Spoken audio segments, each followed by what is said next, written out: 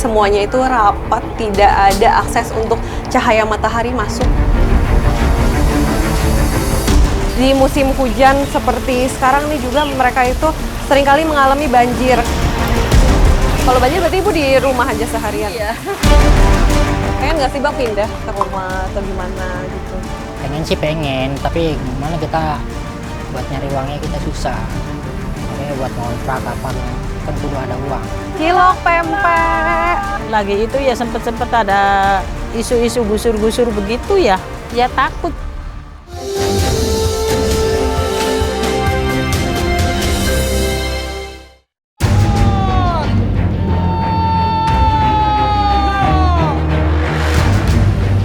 Baru saja kita merayakan dengan gegap gempita ulang tahun Republik Indonesia ke-80.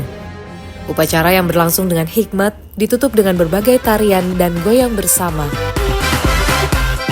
Mulai dari goyang pacu jalur aura farming,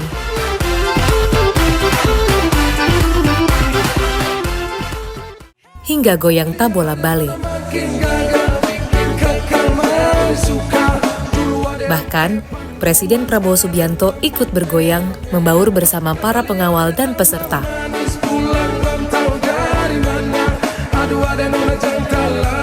Semuanya terlihat gembira.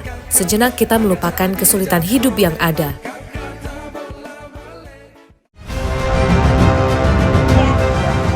Data pertumbuhan ekonomi pada triwulan kedua tahun 2025 yang mencapai 5,12% jelas sangat membanggakan. Tapi, Badan Pusat Statistik mencatat hal yang berbeda.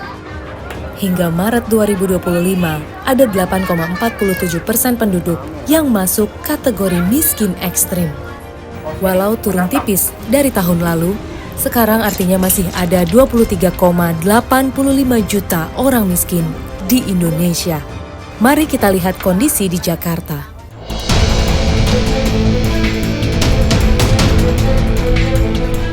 Belum lama ini Gubernur Jakarta Pramono Anung melakukan inspeksi di Sungai Ciliwung. Menggunakan perahu karet, Gubernur dan sejumlah pejabat Pemprov DKI menyusuri Ciliwung mulai dari pintu air Manggarai hingga kawasan Dukuh Atas. Penyusuran dilakukan untuk memastikan kesiapan pengendalian banjir di jantung ibu kota. Saat ini Pemprov DKI Jakarta sedang menata sistem pengendalian banjir agar lebih rapi dan terkoordinasi. Upaya ini dilakukan tidak hanya musim hujan, tapi saat kondisi kering untuk memastikan aliran sungai tetap terkendali.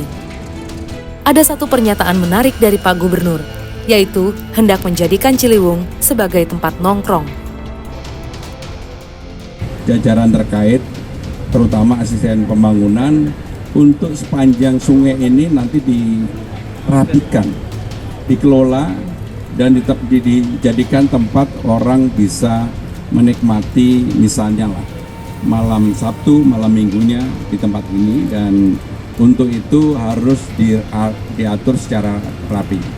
Tadi kebetulan ada dari JXB yang akan mengelola ini, saya minta dipresentasikan terlebih dahulu kepada Gubernur, kepada Wakil Gubernur, agar betul-betul terlihat tertata dengan baik, nggak asal serampangan, karena apapun ini kan tempat premiumnya Jakarta sehingga perlu diatur secara baik.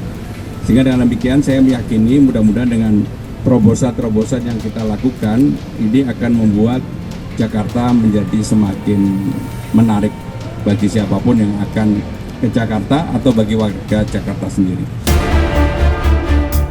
Nah, sayangnya Gubernur dan jajarannya kurang jauh saat melakukan penelusuran. Karena sebenarnya ada banyak warga Jakarta yang justru hidup dalam kemiskinan di sepanjang Sungai Ciliwung. Mereka tidak nongkrong untuk menikmati indahnya Jakarta, melainkan tidak punya pilihan selain bertahan dalam situasi yang sulit.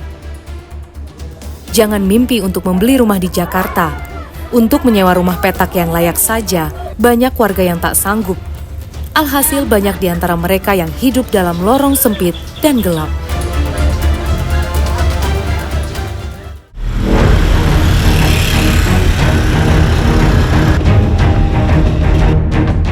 Kali ini saya akan mendatangi permukiman di Kampung Tongkol, Pademangan, Jakarta Utara, di mana warganya hidup tanpa sentuhan sinar matahari. Ma, ini di di bawah rel kereta api banget ya, Mak? Kita punya saya di sini nih, kolong sini nih. Oh, di rumahnya mah di sini. Oh, di sini. Oh. Di sekitar sini nih. Serem nggak sih, Mak, kalau keretanya lagi lewat gitu? Iya, nggak ada apa, nggak ada suka ini apa namanya? Suka airnya tuh suka ngalir gitu dari kereta. Padahal mah juga udah takut kalau digusur.